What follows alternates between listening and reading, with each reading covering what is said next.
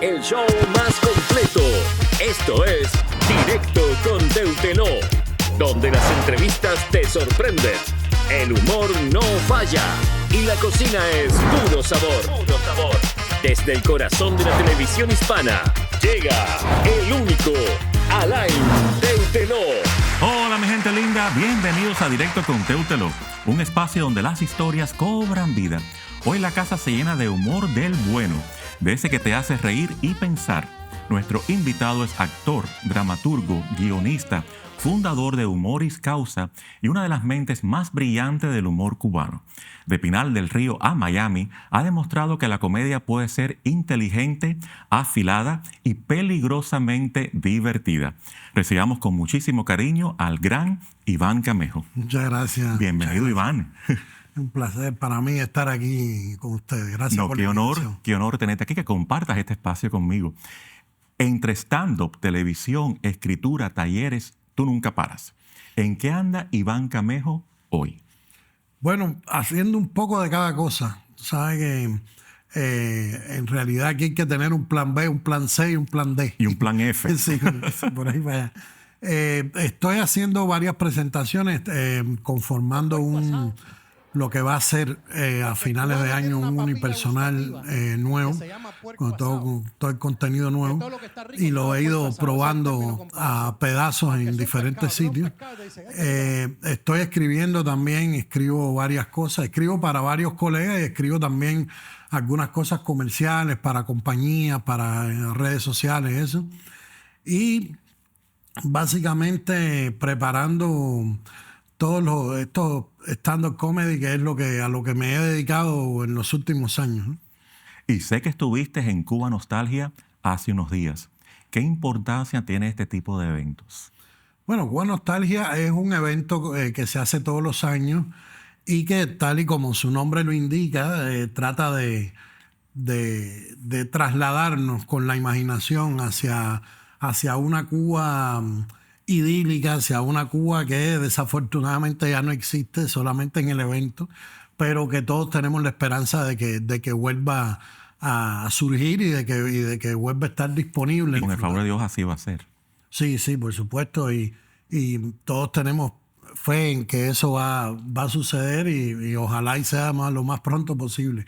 El evento como tal reúne muchas cosas, desde el punto de vista comercial, desde el punto de vista cultural. Visualmente es un evento precioso porque hacen todo un montaje de diferentes zonas de La Habana, de bares, de restaurantes que fueron icónicos en Cuba, y todo esto se acompaña de una serie de presentaciones en vivo de música, de humor, y esta vez ha pasado por ahí, a mi entender, de lo mejor que hay del arte en Miami, además de mí. Y qué bonito que todavía sigamos con nuestra cultura. Sí. No, yo pienso, mira, la cultura es algo que es imposible de someter y que es imposible de borrar. Ningún sistema, y mucho menos un sistema político, puede eliminar el pensamiento, la cultura, la música, la plástica, el humor. Y es por eso que casi toda la cultura que se hace en el exilio, no solamente en el exilio cubano, todas las literaturas del exilio que se han hecho históricamente han sido grandes literaturas, la plástica, la comedia, siempre, porque cuando uno se ve físicamente desarraigado, trata de culturalmente suplir ese vacío, y entonces un poco que se vuelve, no voy a decir que más artista, pero sí se vuelve un poco más serio con su trabajo, porque sabe que de cierta manera está manejando un legado que va a quedar a pesar de todas las circunstancias, ¿no?, adversas.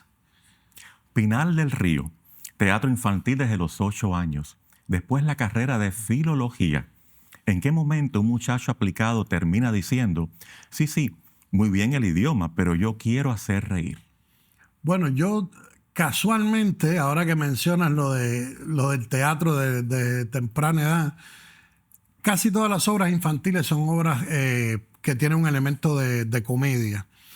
muy raro ver una tragedia infantil. Bueno, no dudo que a quien lo haya montado, en este mundo hay de todo. Pero...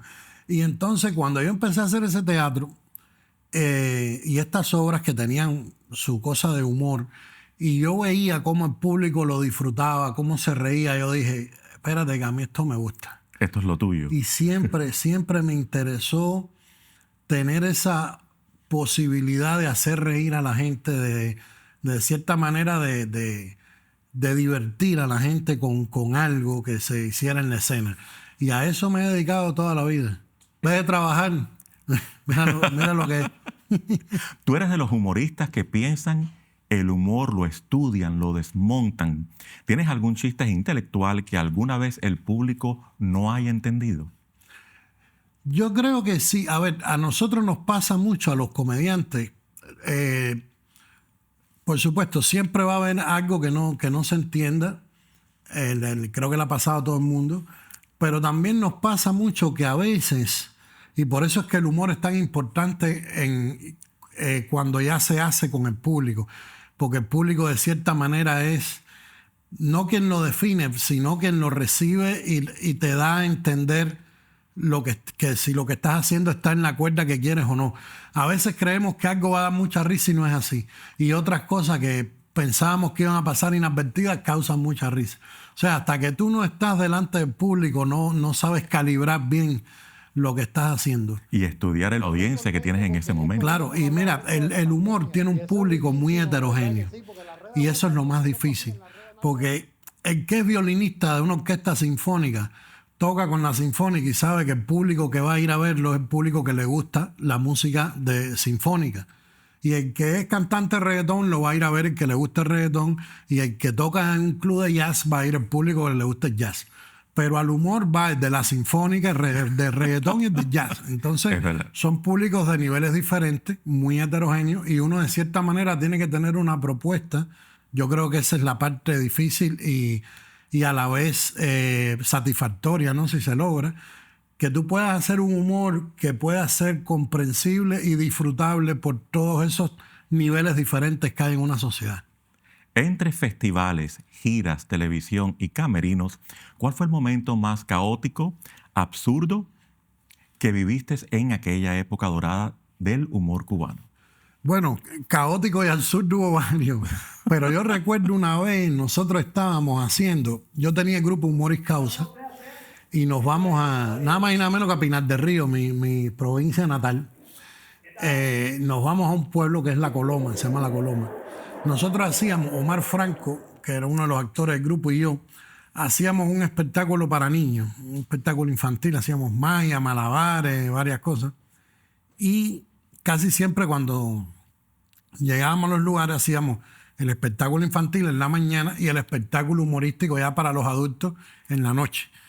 Y a alguien que parece que no entendió cómo era la cosa, lo vendió todo como un solo espectáculo. O sea, y puso niño $1, adulto $2.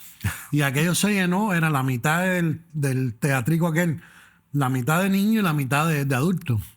Y entonces nosotros terminamos haciendo un número para cada uno. Era una cosa rarísima, es como dividir la pantalla del televisor y ver dos cosas diferentes, ¿no? Ahora uno lo cuenta con cierta, con cierta gracia, pero en aquel momento de verdad nos molestó muchísimo porque... Cuando tú viste que habían niños y habían adultos, que son dos obviamente, dos humor se hace dos públicos completos. Claro. El humor para el niño es completamente diferente que el humor para adultos. ¿Cómo hicieron? No, tuvimos que empezar a hacer un número de niños y después uno de adultos. Uno de niños, uno de adultos, por supuesto. Los adultos se aburrían cuando estábamos trabajando para los niños y viceversa. Porque... No es por que uno vaya a usar una palabra grosera ni nada.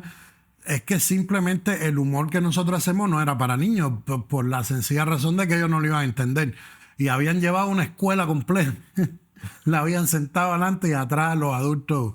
Pero bueno, se salió del bache ese. Pero que es lo más importante. Dirigiste durante 10 años el Centro Promotor del Humor. O sea, estabas a cargo de muchísimos comediantes. Dime la verdad. ¿Qué era lo más difícil de organizar el humor cubano? El Centro Promotor del Humor fue una institución que de cierta manera logró darle trabajo a mucha gente, a muchos comediantes muy buenos que no tenían otra posibilidad fuera de eso, porque como en Cuba, como todos los países totalitarios, tú no tienes la opción de poder cobrar dinero si no perteneces a una institución del Estado. O sea, tú como artista independiente no puedes facturar, no puedes hacer nada de eso porque no existen los mecanismos para eso.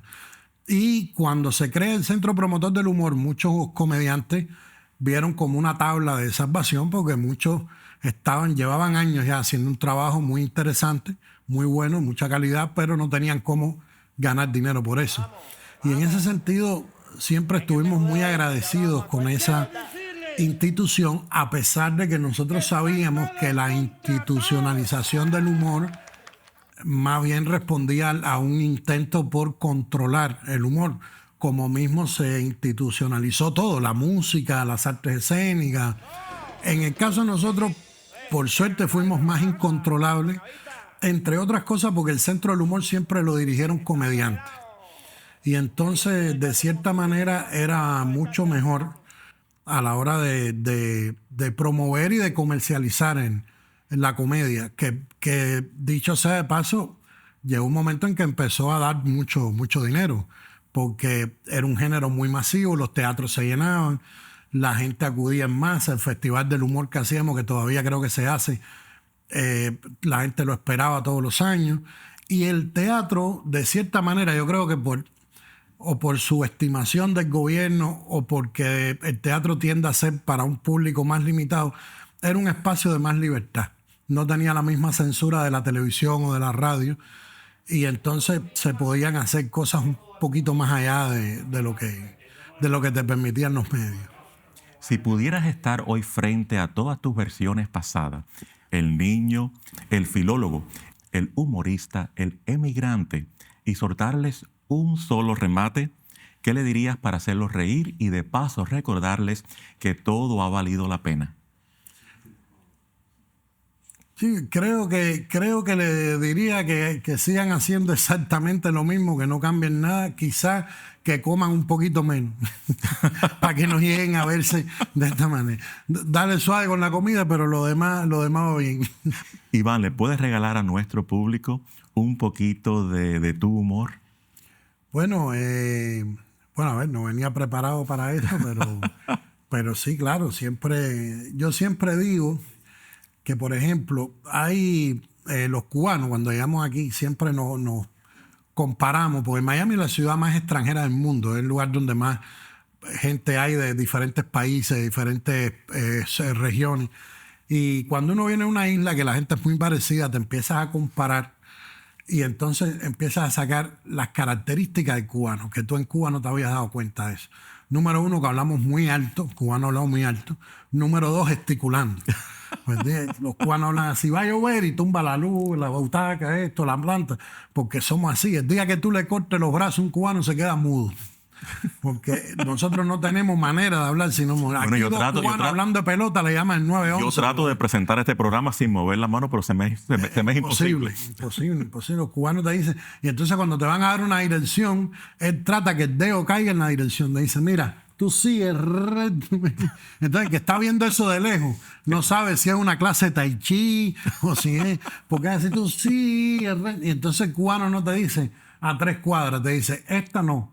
La otra tampoco. La otra, a 3 cuadras, un minuto, porque hablamos de más.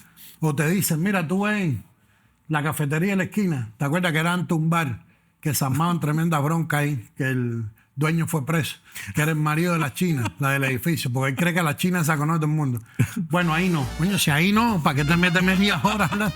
Que somos así. Para decirte la historia de la china. Hablamos alto, de más y gesticulando. Cubano un peligro. Tú le preguntas una dirección y te puedes sacar un ojo indicando. Iván, gracias de todo corazón por estar aquí en el día de hoy. Gracias por compartir este espacio conmigo. La verdad que ha sido súper divertido. Aquí siempre vas a tener un espacio especial y te deseamos que continúen todos esos éxitos. No, gracias a ustedes por la invitación y nada, cuando quiera aquí estamos de nuevo. Gracias. Muchísimo gusto.